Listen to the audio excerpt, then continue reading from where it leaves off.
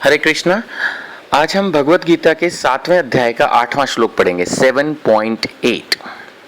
रसहम अप्सु कौन्तेय प्रभा अस्मि शशि सूर्ययो प्रणवे सर्ववेदेषु शब्दे खे पौरुषम नृषु। इस श्लोक में भगवान कह रहे हैं, हे कुंती पुत्र, मैं जल का स्वाद हूँ, सूर्य तथा चंद्रमा का प्रकाश हूँ, वैदिक मंत्रों में ओंकार हूँ, आकाश में ध्वनि हूँ और मनुष्य में सामर्थ्य हूँ। श्लोक में बहुत सारे पॉइंट्स हैं और प्रभुपाद जी ने हमेशा हमें कहा कि हमें कृष्ण कॉन्शियस होना है, यानी हमें हर समय कृष्ण को महसूस करना है।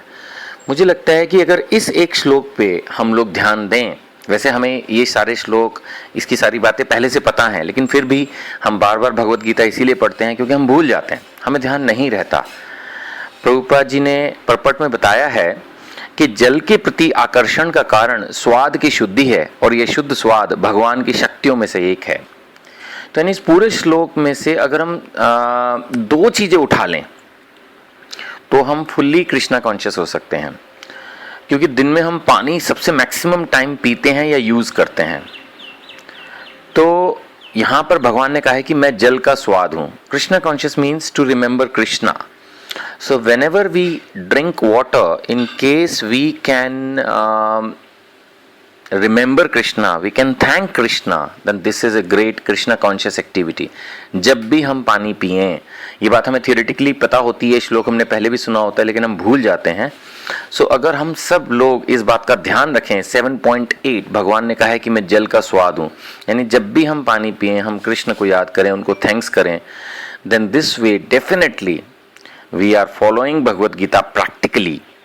नहीं तो होता है कि हम बस गीता को पढ़ते हैं, गीता को मानते हैं, बट फॉलो कुछ नहीं करते। गीता को प्रैक्टिकली फॉलो करने का मतलब यही है कि हम जब भी पानी पिएं, कोशिश करें हम हमेशा कृष्ण को इस बात के लिए थैंक करें। और इसी तरह से जब भी हम बाहर निकलते हैं सड़क पर या घर की बालकनी में, छत पर, तो हमें सूर्य या चंद्रमा का प्रकाश दिखता है, और भगवान ने इस श्लोक में कहा है कि मैं सूर्य तथा चंद्रमा का प्रकाश हूँ।